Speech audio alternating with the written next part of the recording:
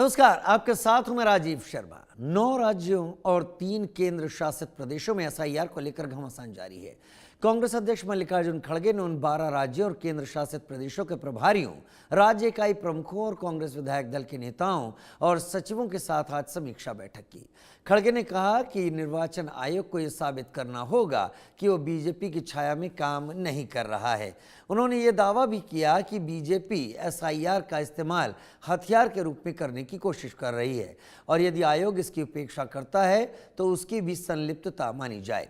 दरअसल केंद्र में सरकार किसी की हो, चुनाव आयोग का काम पारदर्शी और निष्पक्ष चुनाव कराना है, क्योंकि समय के साथ कुछ मतदाताओं की मौत हो जाती है, कुछ का ठिकाना बदलता है और बांग्लादेश से सटे राज्यों में घुसपैठियों की समस्या भी किसी से छिपी नहीं है।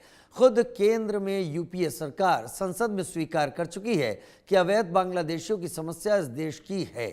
जुलाई 2004 में तत्कालीन केंद्रीय गृह राज्य मंत्री श्री प्रकाश जायसवाल ने संसद में एक बयान दिया था। इसमें कहा गया था कि देश के विभिन्न हिस्सों में 1 करोड़ 2 लाख से ज्यादा अवैध बांग्लादेशी घुसपैठिए रह रहे हैं, लेकिन इसके बावजूद विपक्ष चुनाव आयोग पर सवाल कर रहा है। एसआईआर को लेकर पश्चिम बंगाल से यह भी चर्चा आई है कि खौफ में घुसपैठिए पलायन करने लगे हैं। एसआईआर के खौफ के कारण कथित तौर पर मौत की चर्चा केरल, राजस्थान, पश्चिम बंगाल से भी आई। एसआईआर की प्रक्रिया चल रही है, लेकिन विपक्ष से लगातार शंका की नजरों में देख रहा है। सवाल यही है कि आखिर क्यों? ऐसे में एसआईआर पर सियासत और इसकी सच्चाई जानना जरूरी है। बिहार में हार, एसआईआर पर बढ़ी तकरार। कांग्रेस ने की मीटिंग, आरोप बीजेपी की सेटिंग। पीसी कर रहा अपना काम, एसआईआर पर विपक्ष का घमासान। बिहार में पहले एसआईआर हुआ, फिर मतदान के बाद चुनाव परिणाम आ गए। इस चुनाव परिणाम के बाद एसआईआर को लेकर विपक्ष की धड़कनें और ज्यादा बढ़ गई हैं। सबसे पहले आपको बता दें कि कहां-कहां एसआईआर की प्रक्रिया चल रही है। अंडमान और निकोबार, छत्तीसगढ़, गोवा, गुजरात, केरल, लक्षद्वीप, मध्य प्रदेश, पुदुचेरी, राजस्थान, तमिलनाडु, उत्तर प्रदेश और वेस्ट बंगाल। पश्चिम बंगाल की बात करें तो विधानसभा में विपक्ष के नेता शुवेंदु अधिकारी ने दावा किया है कि राज्य की मतदाता सूची में लगभग 1 करोड़ रोहिंग्या अप्रवासी, बांग्लादेशी, मुस्लिम मतदाता, मृत मतदाता, डुप्लीकेट प्रविष्टियां और फर्जी मतदाता हैं। अर्थ जनरल ऑफ सोशल साइंसेज अक्टूबर 2019 के मुताबिक और 2001 की भारतीय जनगणना के अनुसार भारत में प्रवासन के आंकड़े दर्शाते हैं कि प्रवासियों की कुल संख्या 31.4 करोड़ है। इनमें से लगभग 1 करोड़ से 2 करोड़ बांग्लादेशी प्रवासी हैं। बाहरी देशों से आने वाले प्रवासियों की श्रेणी में सबसे बड़े माने जाते हैं, जबकि विश्व प्रवासन रिपोर्ट 2010 के अनुसार 1 करोड़ 7 लाख बिना दस्तावेज के बांग्लादेशी भारत में हैं। यूपीए सरकार के दौरान तत्कालीन केंद्रीय गृह राज्य मंत्री श्री प्रकाश जायसवाल ने 14 जुलाई 2004 को संसद में एक बयान दिया था। इसमें कहा गया था कि देश के अलग अलग हिस्सों में 1 करोड़ 2 लाख से ज्यादा अवैध बांग्लादेशी घुसपैठिए रह रहे हैं। एक संसदीय प्रश्न के उत्तर में जायसवाल ने बताया था कि 31 दिसंबर 2001 तक अनुमानित 1 करोड़ 2 लाख अवैध प्रवासियों में से 50 लाख अकेले असम में मौजूद थे, जबकि पश्चिम बंगाल 57 लाख बांग्लादेशियों के साथ इस सूची में सबसे ऊपर था। पश्चिम बंगाल के मुख्य निर्वाचन अधिकारी कार्यालय ने खुलासा किया है कि पिछले 3 महीनों में राज्य की सीमा से सटे जिलों में नए मतदाता पंजीकरण फॉर्म 6 में भारी उछाल देखा गया। विशेष रूप से उत्तर और दक्षिण 24 परगना, नादिया, मुर्शिदाबाद और मालदा जैसे अल्पसंख्यक बहुल जिलों में यह बढ़ोतरी 9 गुना तक दर्ज की गई है। जानकारी के मुताबिक पहले जहां प्रति विधानसभा क्षेत्र लगभग 100 आवेदन आते थे, वहीं अब यह संख्या बढ़कर करीब 900 प्रति महीने तक पहुंच गई है। सीईओ कार्यालय के एक वरिष्ठ अधिकारी ने बताया कि नॉर्थ और साउथ 24 परगना, नादिया, उत्तर दिनाजपुर, मुर्शिदाबाद, मालदा और कूच बिहार जैसे सभी सीमावर्ती जिलों में फॉर्म 6 के जरिए नए वोटरों के नाम जोड़ने की दर तेज हो गई। ये जिले बांग्लादेश की सीमा से लगे हुए हैं, लेकिन इसके बावजूद एसआईआर को लेकर ममता बनर्जी का विरोध जारी है। एसआईआर को लेकर मंगलवार को कांग्रेस ने अहम बैठक भी की। झारखंड में कांग्रेस के नेता राकेश सिन्हा का कहना है कि बिहार में एनडीए जनादेश के बल पर सत्ता में नहीं आया। एनडीए ज्ञानेश के जनादेश के बल पर बिहार में सत्ता में आया। जाहिर है कि कांग्रेस लगातार चुनाव आयोग को निशाने पर ले रहा है। पश्चिम बंगाल में घुसपैठियों की समस्या तो है। खबर ये है कि एसआईआर के डर से घुसपैठिए पलायन करना शुरू कर चुके हैं। पश्चिम बंगाल में एसआईआर के खौफ के कारण एक व्यक्ति की मौत की चर्चा भी हुई थी। इसी तरह राजस्थान के जयपुर में बीएलओ के पद पर नियुक्त एक सरकारी स्कूल शिक्षक ने रविवार को चलती ट्रेन के आगे कूदकर कथित तौर पर खुदकुशी कर ली। उसके परिवार का कहना है कि रोल संशोधन के काम के बोझ और समय सीमा के दबाव ने उसे यह कदम उठाने के लिए मजबूर किया। इसी तरह केरल के कल्लूर में एक बीएलओ ने कथित तौर पर आत्महत्या कर ली है। सवाल निष्पक्ष चुनाव का है, बात फर्जी मतदाताओं की है। इसीलिए एसआईआर की प्रक्रिया चल रही है, लेकिन विपक्ष चुनाव आयोग को भेदभाव के नजरिए से देख रहा है।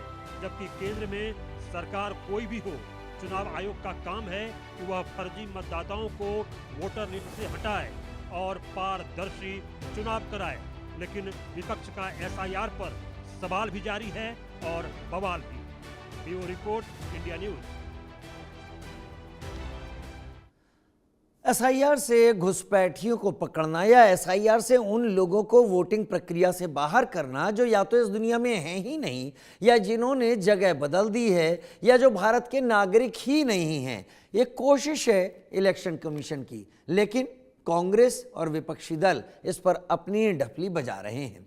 हमने कई सवाल पूछे लोगों के सामने जाकर। हमने पहला सवाल पूछा, पश्चिम बंगाल समेत देश के 12 राज्यों में एसआईआर को लेकर आपकी क्या राय है? बहुत सही फैसला, राजनीति से प्रेरित, या घुसपैठिए वोटर्स? बहुत सही फैसला कहने वाले 71% लोग यहां पर सामने आए जिन्होंने कहा यह बहुत सही फैसला है। 16% ने कहा यह राजनीति से प्रेरित है, 9% ने कहा घुसपैठिए वोटर्स पर शिकंजा, और 4% ने इस पर कोई भी जवाब नहीं चुना। दूसरा सवाल हमने पूछा, बिहार में चलाए गए एसआईआर के असर को आप कैसे देखते हैं? कोई असर नहीं, जागरूकता बढ़ी, विपक्ष के दावे। तो 22% ने कहा कि इसका कोई असर नहीं हुआ है।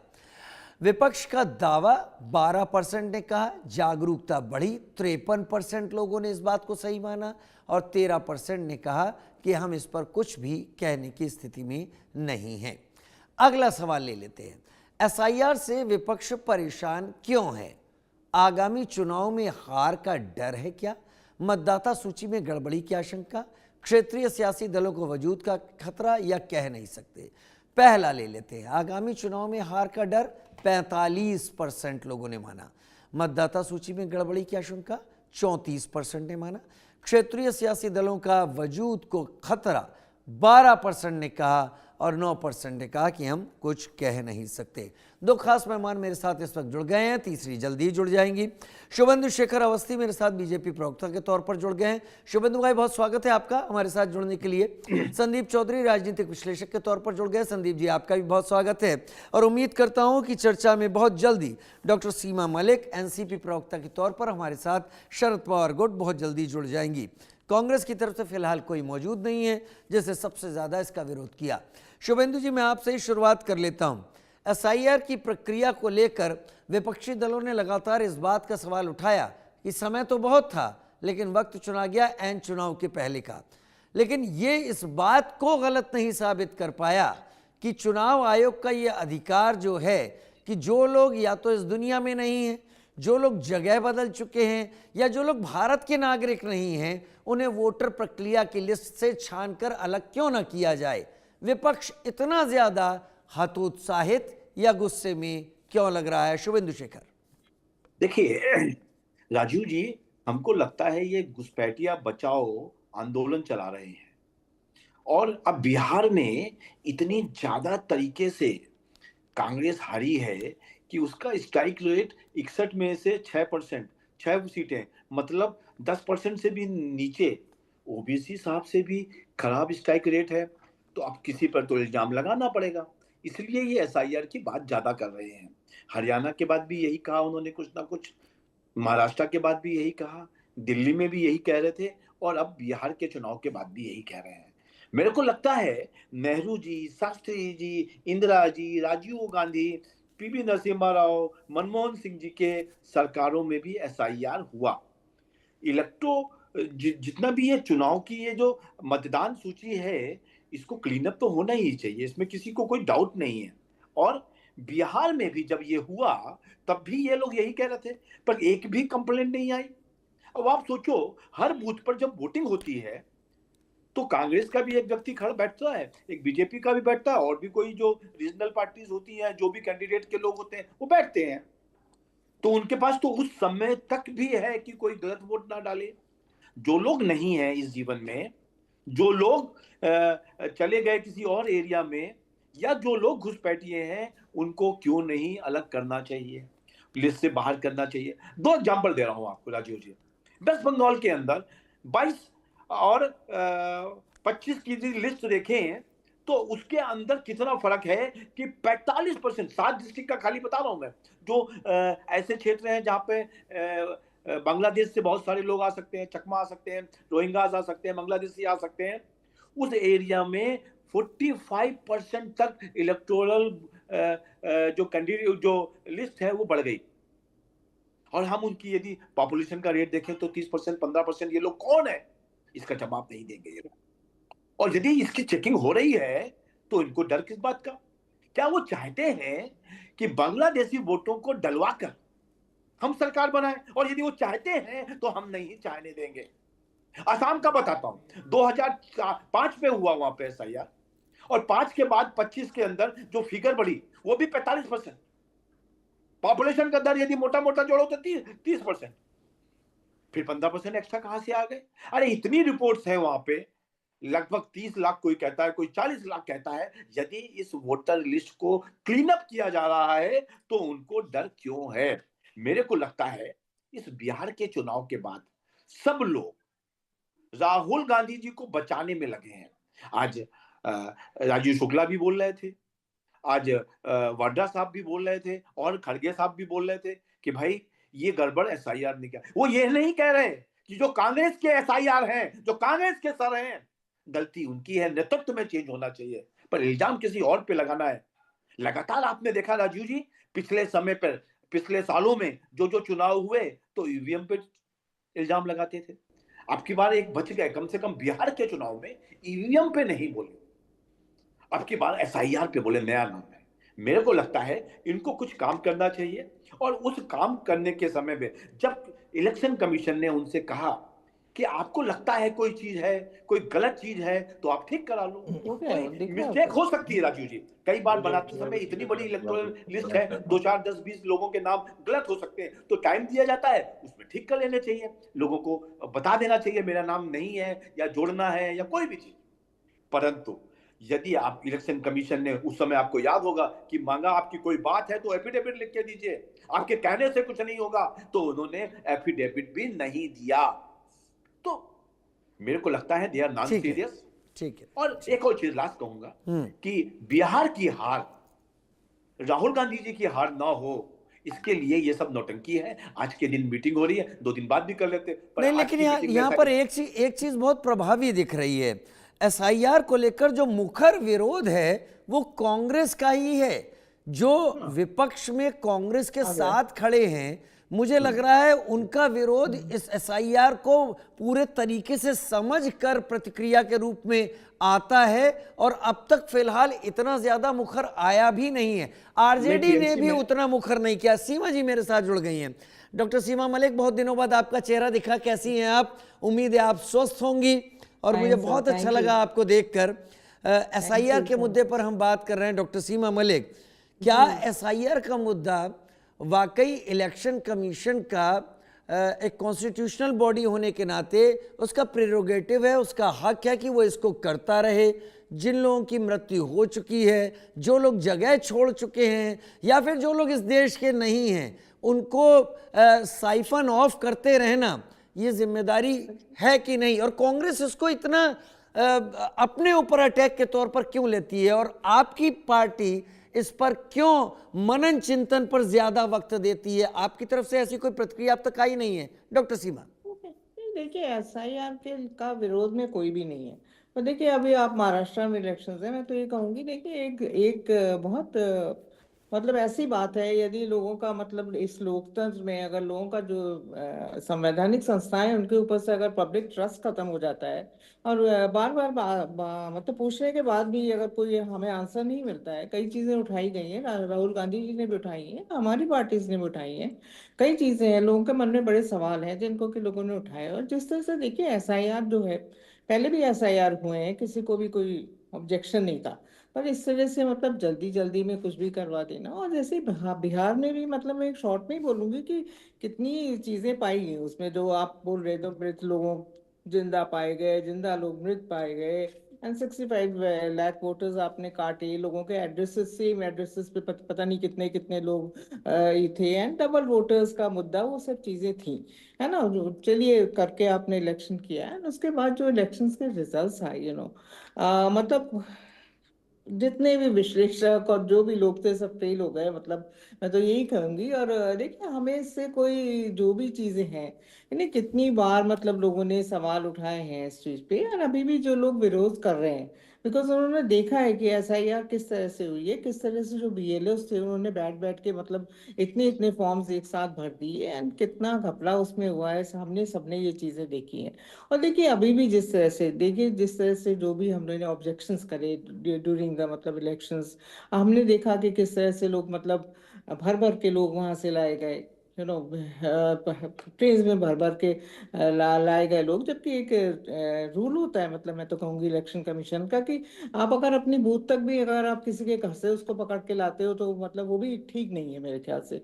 और जिस तरह से देखिए, आप हमारे माननीय पवार साहब ने और बाकी सभी ने ये मुद्दा उठाया कि जिस तरह से 10,000 रुपए का जो आपका जो मतलब योजना थी, और ये कोई पहली बार नहीं हुआ है। देखिए, महाराष्ट्र में भी यही हुआ, मध्य प्रदेश में भी यही हुआ। तो मतलब इस तरह से कहाँ होता है, और उस पर चुनाव आयोग कोई भी संज्ञान नहीं लेता है। आप 6 नवंबर को भी, 11 नवंबर को भी आप 10,000 रुपए उनके जीविका दीदी को देते हो, और वही जीविका दीदी जो होती हैं, वो पोल्स के ऊपर खड़े होके लोगों को घर से बुला बुला कर ला रही हैं, बोल रही हैं कि हाँ, हमें हमें इतने रुपए मिले हैं, तो आपको भी मिलेंगे, आप उनको वोट करिए। तो मतलब ये कोई मतलब कुछ है मतलब इस देश में, या कोई रूल है या नहीं है? पहले पहले भी देखिए होता था, लोग जो संवैधानिक संस्थाएं हैं, इलेक्शन कमीशन है, ऑब्जेक्शन उठाते हैं ना इस पे। देखिए, जो भी आप कहिए, आप चाहे इसको लीगल बोलिए या जो भी बोलिए, दिस इज वेरी अनएथिकल। पहले भी हमने देखा है कि कैसे कलर टीवी बांटे गए थे तमिलनाडु में, ऑब्जेक्शन किया था ना इलेक्शन कमीशन ने। आप किसान सम्मान योजना में पैसे देने के लिए ऑब्जेक्शन किया था ना उन्होंने।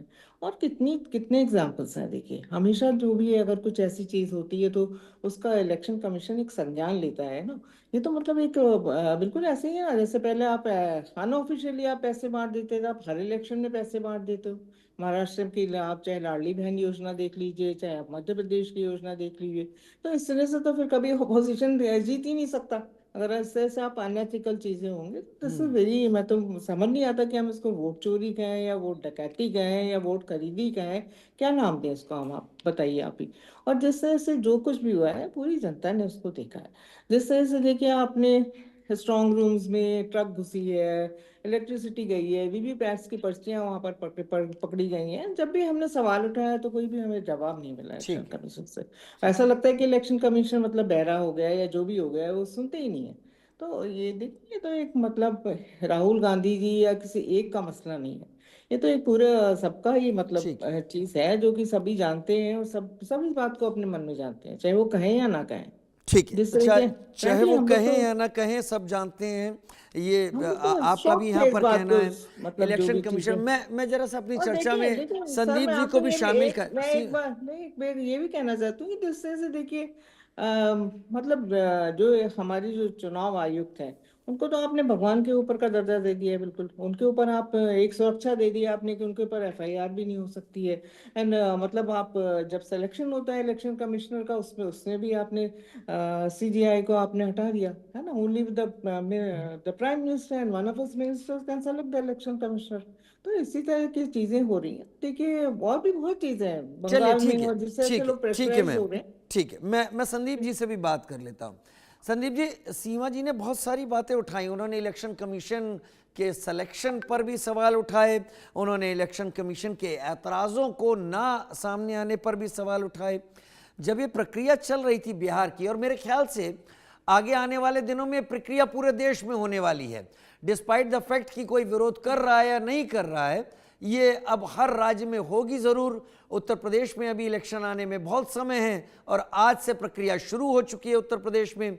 तो ये होना तो है, लेकिन जब सुप्रीम कोर्ट के सामने मैटर गया था, सुप्रीम कोर्ट ने अगर ये सारे ऐतराज़ जो सीमा जी कह रही हैं या फिर कांग्रेस की तरफ से मल्लिकार्जुन खड़गे जी कह रहे हैं, अगर ये सारे ऐतराज़ वाकई जायज़ हैं, तो सुप्रीम कोर्ट ने इसे गो अहेड क्यों दिया, इस पर हॉल्ट क्यों नहीं लगाया, उसको रोका क्यों नहीं था? संदीप जी, आपका क्या कहना है इस पूरी प्रक्रिया को लेकर? देखिए राजीव जी, जो बात सीमा जी ने कही है वो बहुत तर्कसंगत बातें हैं और फैक्ट है, और ये चीजें हुई हैं, इनसे इनकार नहीं किया जा सकता।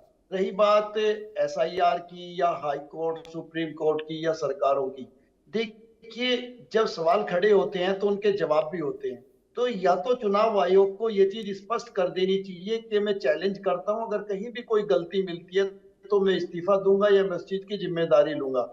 गलतियां भी मिली हैं, उन गलतियों पर किस तरीके के पॉलिटिकल जवाब आए हैं, पॉलिटिकल प्रेस कॉन्फ्रेंस हुई है, तो ये चीजें संदेहास्पद बना देती हैं चीजों को। देखिए एसआईआर होना नेचुरल है, और एसआईआर में मुश्किलें भी आएंगी। मैं आपको अपनी बताता हूँ, अभी मैंने अपना एसआईआर करवाया, फॉर्म आए थे वो भर के दिए, तो मेरी जो वाइफ है उनके लिए कहा गया कि भाई इनके घर से इनका वो लेकर आओ, 2003 का वो रिकॉर्ड मांग रहे हैं।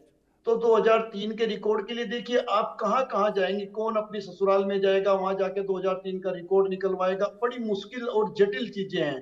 तो ऐसे में हालांकि ऑनलाइन भी चीजें अवेलेबल है, लेकिन उसमें बहुत ज्यादा रिसर्च करने की जरूरत पड़ती है आपको।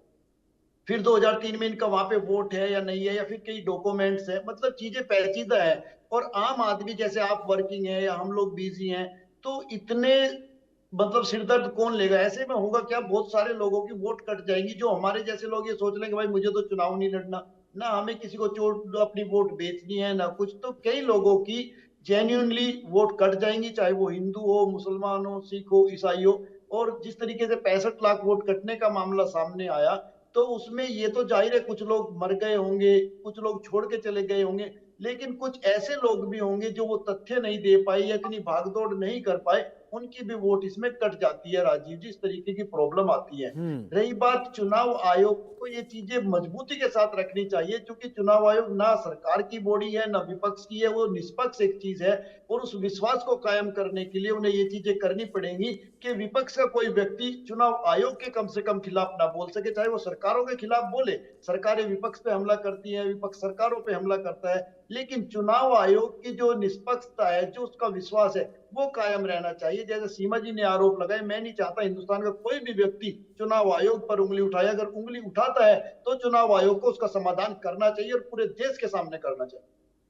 वाकई पूरे देश के सामने करना चाहिए, चुनाव आयोग का सम्मान होना चाहिए। संवैधानिक संस्था पर जितने ज़्यादा सवाल उठ चुके हैं और ख़ासतौर पर चुनाव आयोग पर, तो इसके पीछे दोनों चीज़ें हो सकती हैं। क्या पता ये ऐतराज़ सही हो, और क्या पता ये ऐतराज़ इतनी ज़्यादा बार बोल दिए गए हों कि लोगों को सही लगने लगे। दोनों चीज़ें हो सकती हैं, मैं किसी एक का पक्ष नहीं ले रहा। लेकिन हमने लोगों से जो सवाल पूछे थे उसमें से दो अभी बचे हैं। और दूसरे सवाल पर जाता हूं, क्या हाल के वर्षों में देश में घुसपैठियों की मतदाताओं की संख्या बढ़ी है?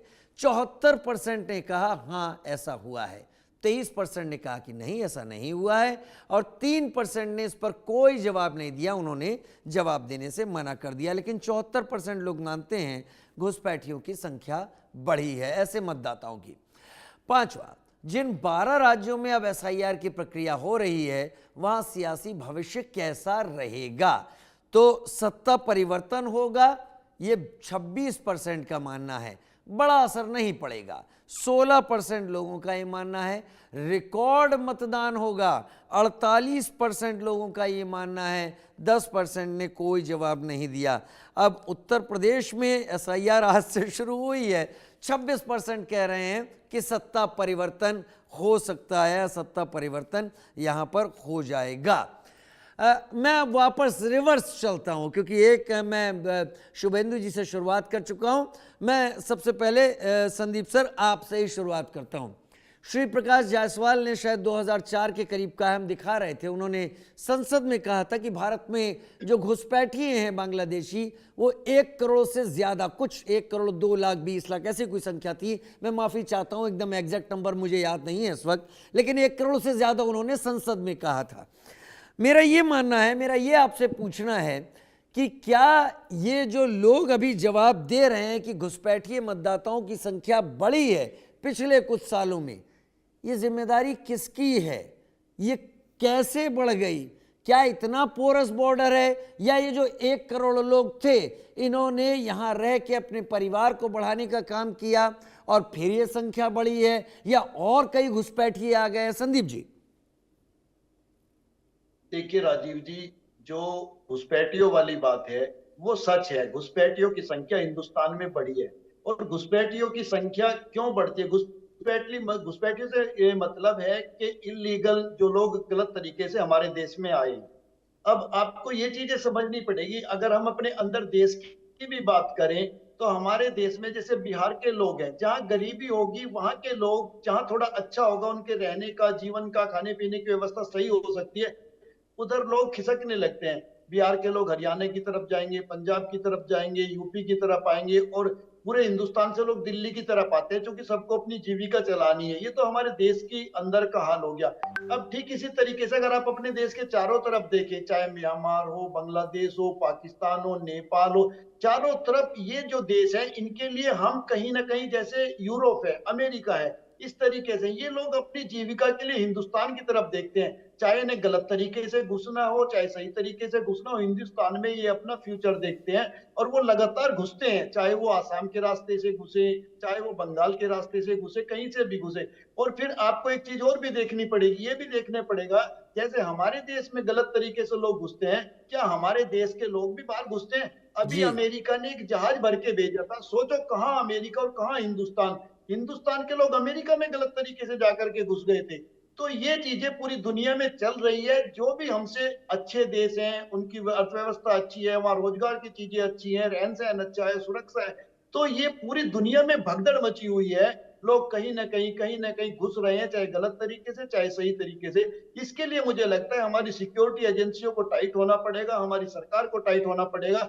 बॉर्डर से परिंदा भी अंदर पर नहीं मारना चाहिए। इसके 2 फायदे होंगे। एक तो हम गलत तरीके से देश के अंदर घुसने वाले लोगों को रोक सकते हैं, दूसरे हम आतंकवाद पर भी कंट्रोल कर सकते हैं। इन दोनों चीजों पर कंट्रोल कर सकते हैं, लेकिन संक्षेप में क्या ये संख्या भारत के वोटिंग पैटर्न पर असर डालती है? संदीप चौधरी। बिल्कुल बिल्कुल राजीव जी, वोटिंग पैटर्न पर डालती है फर्क, क्योंकि कोई भी व्यक्ति किसी भी देश में जाएगा। अगर मैं और आप अमेरिका में चले गए तो सबसे पहले जाके देखेंगे भाई अपना वोटर भी बना, वोटर आई कार्ड बना लो, ग्रीन कार्ड बना लो। सारी सुविधा आदमी लेने की कोशिश करता है ताकि वहां के लोगों में हम रल मिल सके और अपने आप को सुरक्षित कर सके। मतलब मैं मान सकता हूं कि ऐसे लोगों को हटाना कोई गलत बात नहीं है, अमेरिका ने यह प्रोसेस किया है। डॉक्टर सीमा मलिक, आपका भी रुख कर लेता हूं। 2 सवाल मैंने रखे, अगर आप शुरू से मेरे साथ होती तो उन सवालों के साथ भी आप जवाब हमारे सामने रख नहीं होती। लेकिन क्या वाकई जैसा संदीप जी कह रहे हैं कि एक संस्था को निशाने पर लेना ये आगे चलकर बहुत गलत एक परिपाटी डाल देगा, उससे बचना चाहिए, बनिस्बत की चीज़ों को सुधारने की तरफ हम सबको मिलकर आगे बढ़ना होगा? क्या स्थितियां ऐसी आ गई हैं कि एसआईआर एज ए प्रोसेस सवालों के घेरे में आ गया है पूरे देश में अगर किया जाता है तो? देखिए, एसआईआर तो सवालों के घेरे में आ ही गया है। मतलब सच सी बात यह है क्योंकि जिस तरह की घटनाएं हुई हैं वो हम सब ने देखी हैं। हमें एक एक करके आपको बताते हैं। घुसपैठियों की बात करते हैं आप ना, ये घुसपैठिए जो घुसाते हैं, हर समय घुसाते हैं, आसाम से पता नहीं कहाँ कहाँ से बोल रहे घुसाते हैं। तो मतलब ये रिस्पॉन्सिबिलिटी किसकी है कि ये लोग ना घुसे यहाँ पर, है ना? आपने दिल्ली के इलेक्शंस में भी यही बोला घुसपैठिए घुस है। अब देखिएगा आप, बिहार का इलेक्शन खत्म हो गया ना, अब कोई घुसपैठिए की बात नहीं करेगा। इतना बड़ा एसआईआर आपने किया, कितने घुसपैठिए निकले उसमें? क्या कोई डेटा है हमारे सामने, कोई संख्या है इसमें कि राइट। इतने घुसपैठिए निकले हैं भाई बिहार में? कुछ नहीं। एंड देखिए आप, अगर आप देखिए तो देखिए, अगर आप डेटा वाइज भी देखिए, मेरे ख्याल से जो हमारी हमारी सरकार थी यूपी की, तो 2005 से लेके 2014 तक उन्होंने 88,000 घुसपैठिए जो थे उनको डिपोर्ट किया था। पर अगर आप इनकी भी देख लीजिए बात, अभी 2014 से लेके अभी तक केवल 4,000 लोगों को डिपोर्ट किया गया है।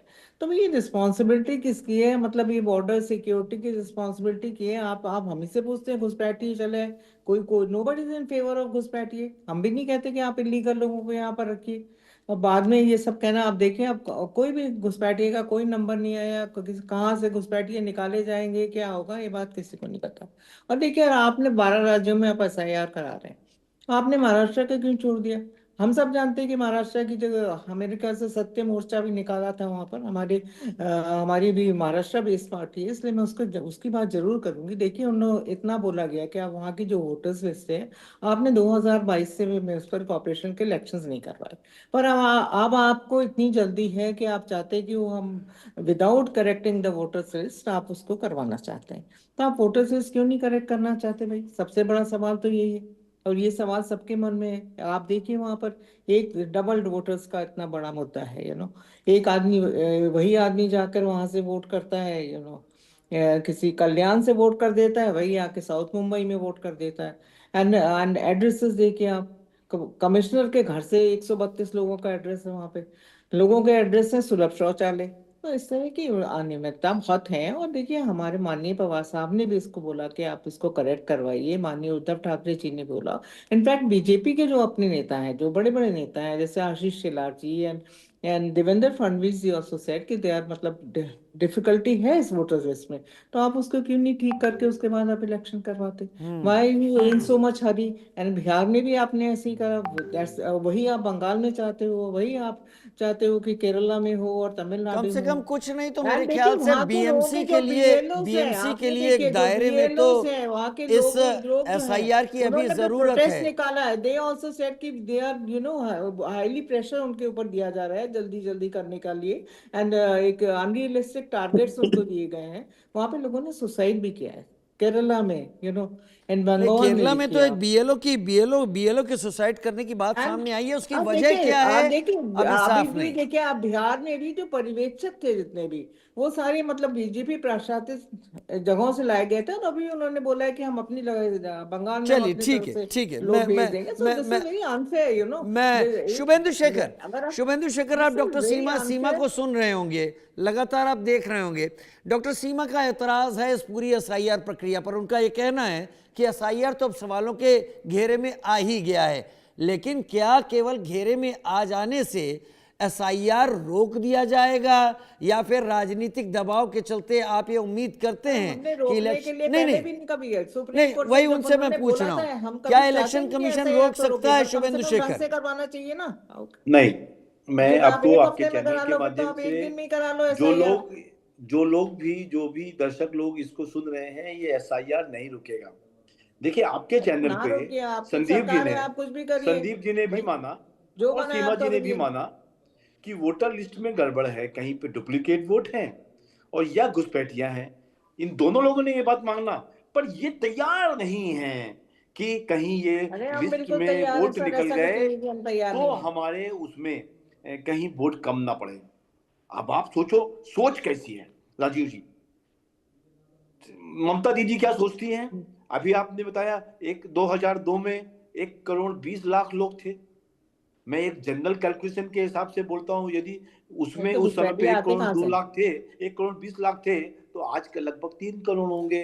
या आप दिखा रहे हो 1,70,00,000, एक जनरल फिगर है। नहीं, क्या ये एक तब करोड़ तब सत्तर तब लाख के रुपए मंत्री थे श्री प्रकाश जायसवाल, उन्होंने हाँ, मैं संसद जानता में ये हूं, दिया था। उनका फिगर था और कांग्रेस का फिगर था, जिसमें 50 लाख असम में और 57 लाख रुपए वेस्ट बंगाल में था। तो ये एसआईआर तो बहुत लेट हो गया करने में। हमको तो लगता है और पहले होना चाहिए था, साफ सुथरा होना चाहिए था, पर किन्हीं कारणों से लेट हुआ। पर अब जब हो रहा है और दोनों लोग मानते हैं, संदीप चौधरी ठीक से भी करिए। और डॉक्टर सीमा मलिक भी, कि वोटर लिस्ट में गड़बड़ है, पर इस बात को तैयार नहीं हो रहे कि एसआईआर होना चाहिए। क्योंकि समस्या क्या ठीक से है होना कि चाहिए। बिहार का चुनाव देखा उन्होंने राजू भाई, और देखा कि किस तरीके से जब गलत वोट चले गए तो कांग्रेस 61 सीटों में लड़ी और 6 सीटें ला पाए। उनको लगता है कि ये सब चीजें बाकी जगह भी होंगी।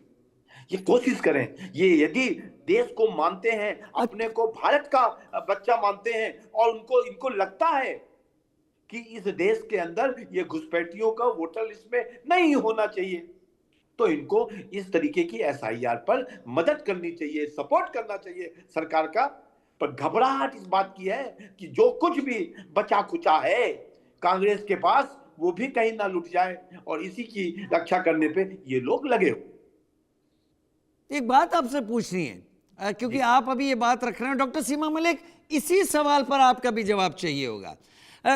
हम घुसपैठियों से तात्पर्य फिलहाल लगाते हैं शुभेंदु शेखर जी, जो बांग्लादेशी घुसपैठी हैं। बांग्लादेश एक इस्लामिक कंट्री है, यानी ज़्यादातर लोग जो इस्लाम को मानने वाले हैं, वो जैसा अभी शुरुआत में चर्चा में निकल कर आया कि ज़्यादा बेहतर कमाई के लिए भारत को वैसी जगह देखते हैं, तो वो उन पोरस इलाकों से भारत में आते हैं और फिर वहाँ की आबादी में घुल मिलकर धीरे धीरे वो सेंटर की तरफ, केंद्र की तरफ, दिल्ली की तरफ, हर जगह जाके बस जाते हैं। अगर वाकई एसआईआर में ऐसे घुसपैठियों को निकाला गया था, तो सीमांचल में एक बार फिर से एआईएमआईएम ने 5 सीटें कैसे जीत ली? देखिए राजीव जी, मैं फिर से बताता हूँ, सीमांचल का जो पोजीशन है उसमें वो वोटिंग परसेंट ऐड हुआ नहीं, वही मैं कहना चाहता हूं कि वोटिंग अगर परसेंट अगर ये ऐड वोटर हुआ। निकाल दिए गए तो मानना चाहिए था कि उनका वहां पर सपोर्ट कम होता, लेकिन तब भी- वहां पर तो वहीं के लोग सपोर्ट कर रहे हैं, तो वो नहीं, तो नहीं, फिर जीते एक बार। नहीं नहीं, फिर भी जैसा आप आज चांदनी चौक के अंदर अभी जो एक बाई इलेक्शन हो रहा है दिल्ली में, उसमें चांदनी चौक में और एक चांदनी महल और एक वहां पे 2 सीटें पे चुनाव हो रहा है। वहां पे जो टोटल लोग हैं, जो वोटर हैं, उसमें मोर देन 40% लोग मुस्लिम समाज से आते हैं, और उस पूरे उसमें 2% लोग, यदि 3% लोग कुछ बाहर से आए हुए हैं, दूसरी कंट्री से आए हुए हैं, घुसपैठियां हैं, तो उसका प्रभाव कोई फायदा नहीं होगा 2% को हटाने के लिए। मेरा ये कहना है कि हमको पूरे देश से घुसपैठियां हटाना है। जीत हार तो होती रहेगी, कभी हम जीतेंगे और कभी हम हारेंगे। आपको नहीं लगता बड़ा समय लग गया? अगर आप कह रहे हैं घुसपैठियों को हटाना है, तो एसआईआर तक आते आते 2014 से अब तक सरकार तो थी, और इस बार तो आप मिल के सरकार बना रहे हैं, इससे पहले तो आपकी ही थी।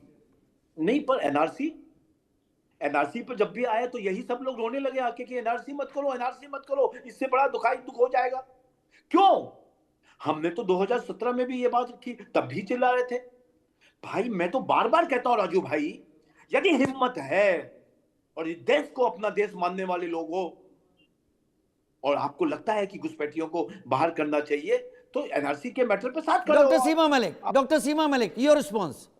अरे सर, बड़े उससे बोल रहे हैं कि अगर आप इस देश के वासी हैं, और अगर आप जैसे राष्ट्रवादी तो केवल यही लोग हैं, हम लोग तो देशभक्त है ही नहीं है। हम तो चाहते हैं कि यहाँ घुसपैठियों को बाहर करना ये भी काम है। घुसपैठिए घुसे रहे, तो घुसपैठियों की जिम्मेवारी किसकी है? होम मिनिस्ट्री की जिम्मेवारी है या नहीं है? मैं तो डायरेक्ट पूछती हूँ, मैं तो होम मिनिस्टर से पूछती हूँ, मैं सवाल करती हूँ अमित शाह जी से कि कैसे इतने घुसपैठिए यहाँ पर घुसाए हैं भाई?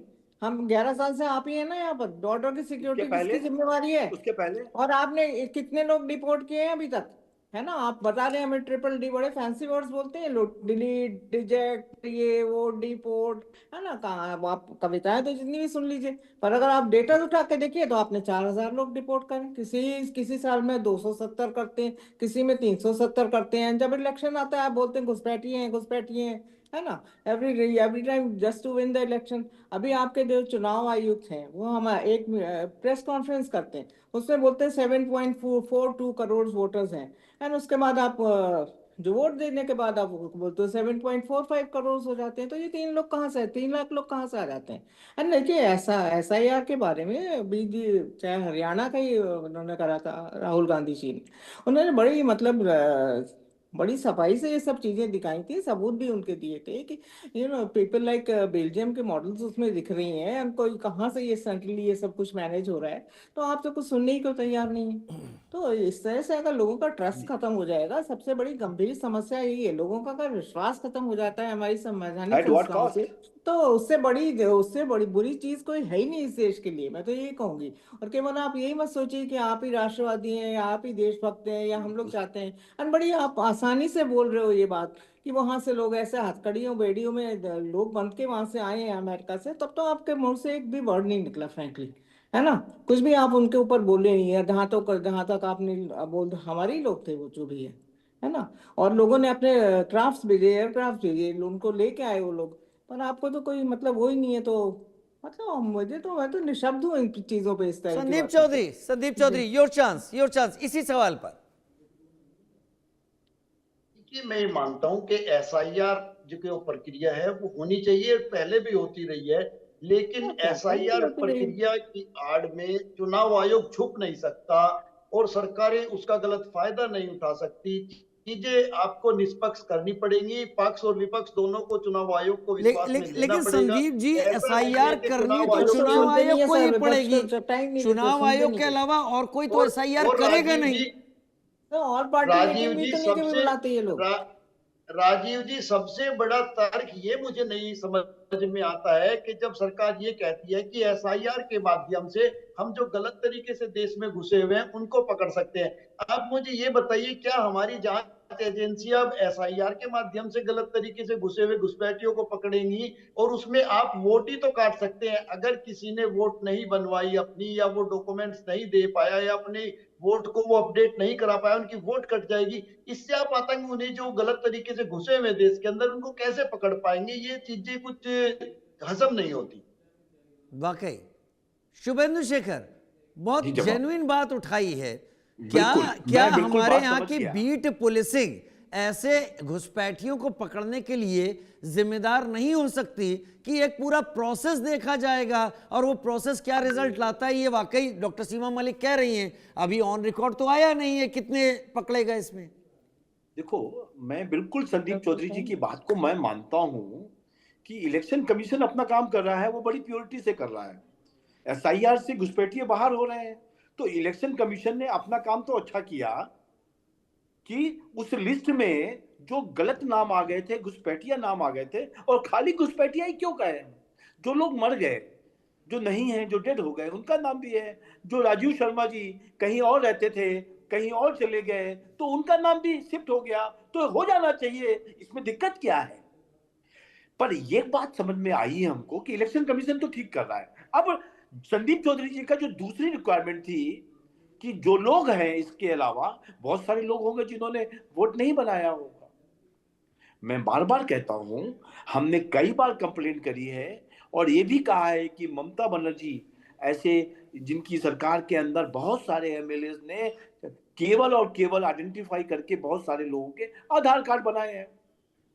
हमने 1300 तो दिल्ली में एक बार निकलवाया, जहांगीरपुरी के अंदर, जो वहां के लोकल एमएलए ने, आम आदमी पार्टी की सरकार ने पिछले 4 साल में बनाए थे, और उनके सबके वोटर खत्म हुए। तो भाई कहीं ना कहीं से सफाई तो चालू करेंगे। हाँ, आपकी बात और एक और समझ में आई कि इनको बाहर कैसे करेंगे, तो हम बहुत जल्द एनआरसी को भी लाएंगे और इनको भारत से बाहर करेंगे, ये बात भी पक्की है। अभी तो ये हम शुरुआत कर रहे हैं। वोटर लिस्ट को साफ करेंगे, फिर जमीनों को साफ करेंगे, फिर उसके बाद देश की जो गड़बड़ है उसको भी ठीक करेंगे। चलिए ठीक है, मैं चाहूंगा कि देश में व्यवस्थाएं ठीक हों। मैं चाहूंगा व्यक्तिगत तौर पर इस देश के नागरिक होने के नाते कि देश में वो ही लोग हों जो इस देश के नागरिक हों, लेकिन मैं ये भी चाहूंगा कि इसका रिकॉर्ड स्पष्ट, साफ, ट्रांसपेरेंट, पारदर्शी तौर पर उनके पास भी जाए जो सवाल उठा रहे हैं। बहुत धन्यवाद। समय समाप्त है। माफी के साथ डॉक्टर सीमा मलिक, संदीप जी और शुभेंदु शेखर जी, आप सभी का धन्यवाद। बढ़ते हैं आगे फटाफट अंदाज में खबरों की तरफ।